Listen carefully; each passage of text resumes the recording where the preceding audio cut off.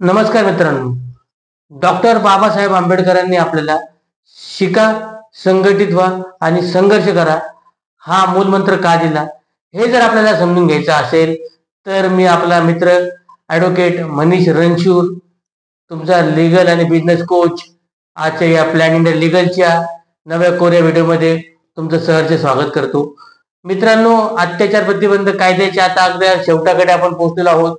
2-3 episode त्याच्यामधले शिल्लक आहे मित्रांनो. तर याच्यामध्ये बाबासाहेब आंबेडकरांनी आपल्याला एक मूलमंत्र दिला होता, शिका, संघटित व्हा आणि संघर्ष करा.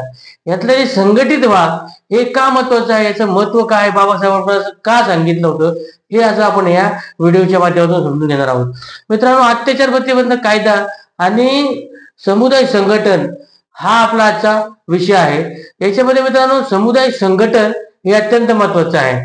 जर आपण बघितलं की समाजातील एकी, सहकार्य आणि जागृती हाच खरा अत्याचार रोखण्यामागचं कारण आहे. म्हणजे कारण आहे की याच्यामुळे खरं अत्याचार थांबवू शकतो. तर काय आहे समुदाय संघटन?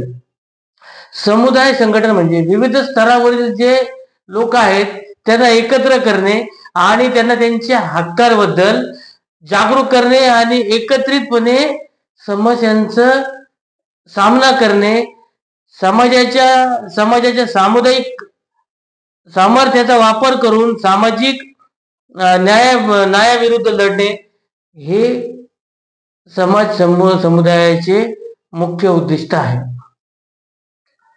समजलं मित्रांनो? म्हणजे जर तुमच्यावर एखादा अत्याचार होत असेल, जर समाजातल्या विविध स्तरातील लोक जर एकत्र आले आणि त्यांनी जर आपल्या न्याय हक्काविरुद्ध आपल्या हक्कांची जागृती केली आणि जर समजा सगळ्यांनी एकत्र मिळून समस्यांचा जर समजा विरोध केला आणि न्याय मिळवण्यासाठी एकत्रितपणे जर प्रयत्न केले तर ह्या समुदाय संघटनाला खरा अर्थ प्राप्त होतो, असं आपल्याला यामधून सांगते. म्हणजे बाबासाहेबांना संघटित व्हायचं का सांगितलं, तर ह्याच्या मागचा मूळ उद्देश आहे की तुम्ही एकत्रित या, एकत्रित येऊन तुम्ही समस्यांचा सामना करा, एकत्रित तुम्ही अन्यायाविरुद्ध लढा आणि एकत्रित तुम्ही न्याय मिळवा आणि अत्याचार थांबवा, हा त्याच्या पाठीमागचा उद्देश होता.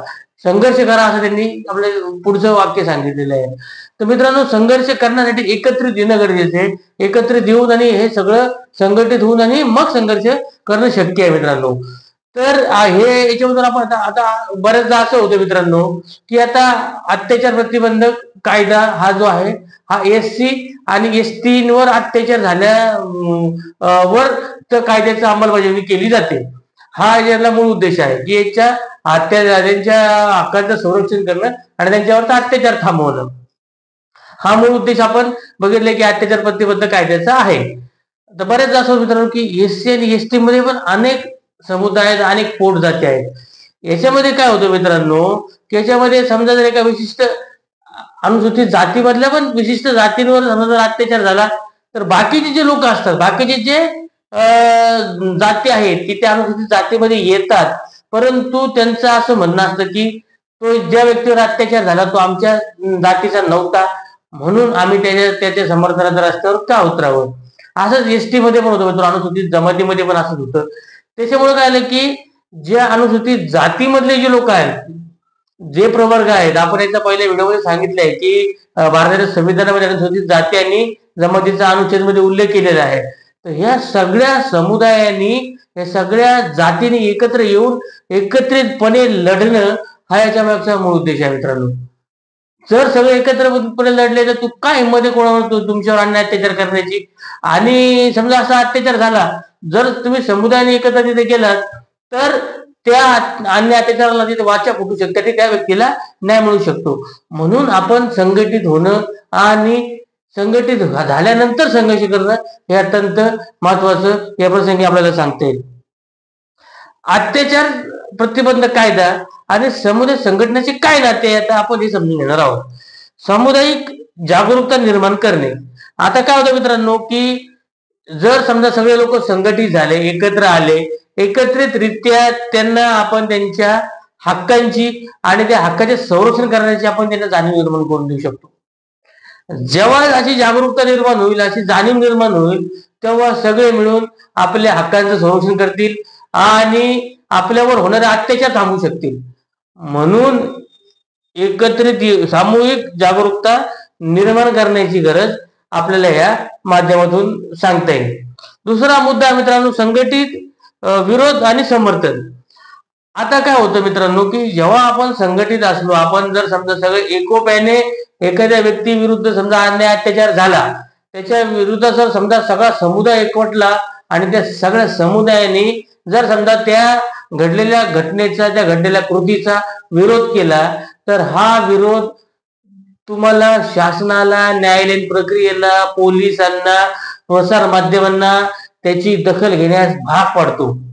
म्हणजे इतकी मोठी ताकद या संघटनामध्ये आहे. तर हा जो विरोध तुम्ही त्या अत्याचाराविरुद्ध कराल, त्याची सगळ्यांना त्याची दखल घेणं गरजेचं होतं आणि मग तुम्हाला त्या पीडिताला न्याय मिळण्याची खात्री निर्माण होते आणि त्याला आपण न्याय मिळवून देऊ शकतो. दुसरं असं मित्रांनो, याच्यामध्ये जो पीडित व्यक्ती असतो, ज्यावेळेस त्याच्यावर अत्याचार होतो, तो पीडित व्यक्ती अगदी शारीरिक, मानसिक दृष्ट्या आर्थिक खचलेला असतो. तो अगदी डिप्रेशन मध्ये गेलेला असतो. त्यावेळेस त्याला तुमच्या समर्थनाची गरज असते. म्हणजे जर सामुदायिक संघटनांनी जर घडलेल्या अत्याचाराला विरोध केला आणि ज्याच्यावर अत्याचार घडला त्याला समर्थन दिलं मित्रांनो, तर हा सगळा जो आहे तुमचं जे संघटन आहे त्याचं खरं महत्व तिथं प्राप्त होतं आणि तुम्ही ह्या अत्याचाराला आणि तुमच्या हक्काच्या संरक्षणाला तुम्ही न्याय मिळवून देऊ शकता. तुम्ही स्वतःचं संरक्षण करू शकता आणि इतर तुमच्या समाजातले जे व्यक्ती आहे त्यांचं देखील संरक्षण करू शकता. तिसरा जो मुद्दा आहे मित्रांनो याच्यामधला, तो आहे समुदायाची भूमिका. ज्यावेळेस एखादा समुदाय एकत्रितपणे एखाद्या गोष्टीविरुद्ध किंवा एखाद्या अत्याचाराविरुद्ध आपली सामूहिक भूमिका मांडतो, तेव्हा मित्रांनो त्या भूमिकेला खूप महत्व असं प्राप्त होतं. आता बऱ्याचदा राजकारणी लोक काय असतात, की राजकारणी लोक तुमच्यामध्ये राजकारण करून आणि ते तुमच्यामध्ये भांडणं, जातीपातीच्या उपयोग करून त्याच्या विरुद्ध तुमच्यामध्ये तुमच्या भावना भडकून आणि भांडणं लावण्याचं काम करतात. जर मित्रांनो तुमची समुदायाची भूमिका जर समजा एक असली, हे जर तुम्हाला आपल्याला प्रत्येकाला बरं आणि वाईट समजतं. जर हे तुम्हाला तुमचं बरं आणि वाईट समजलं, तुम्ही तुमचे किती कान भरण्याचे कोणी प्रयत्न केले, तो कुठलाही समुदायाचा असतो, तो उच्चारण वर्णीय असू दे किंवा अनुसूचित जाती जमातीचा व्यक्ती असू द्या किंवा समुदाय असू द्या, जर त्याला हे समजलं की हा माणूस जो आहे तो राजकारणी आहे आणि तो आपले कान भरून देण्याचे प्रयत्न करतो आणि आपण जातीपातीमध्ये आपल्याला झुंजवण्याची लढाई लावण्याची त्याची वृत्ती आहे, दंगल घडवण्याची त्याची वृत्ती आहे आणि याच्यामधून त्याला स्वतःचा फायदा करून घ्यायचा आहे, असं जेव्हा आपल्याला समजतं तेव्हा आपली सामुदायिक भूमिका महत्वाची असते. जर आपण एकत्रितपणे येण्याचं ठरवलं, 2 समाज, 4 समाज, 10 समाज, भारत हा विविध संस्कृतीने नटलेला देश आहे हे आपल्याला माहिती आहे. इतक्या वर्षापासून भारतीय विविध संस्कृतीचे लोक, विविध धर्माचे, पंथाचे, जातीचे लोक भारतामध्ये गुणगोविंदाने नांदतात. त्याच्यामध्ये समुदायाची भूमिका खूप महत्वाची आहे मित्रांनो. आपल्याला माहिती आहे की चांगला आणि वाईट काय, म्हणून आपण एकत्रितपणे नांदू शकतो. ह्याच्या पुढे पण मित्रांनो समुदायाची भूमिका जी ती अत्यंत महत्वाची आहे आणि हे संघटन आपलं जर चांगलं असेल तर आपल्यामध्ये कोणी फूट पाडू शकणार नाही. ते जातीपातीचे जे काही राजकारण चालू आहे ते बसण्या म्हणजे होण्यासाठी आळा मित्रांनो बसेल. त्याच्यामध्ये तिसरा जो पुढचा जो मुद्दा, चौथा मुद्दा, तो आहे पीडितांचे पुनर्वसन आणि संरक्षण.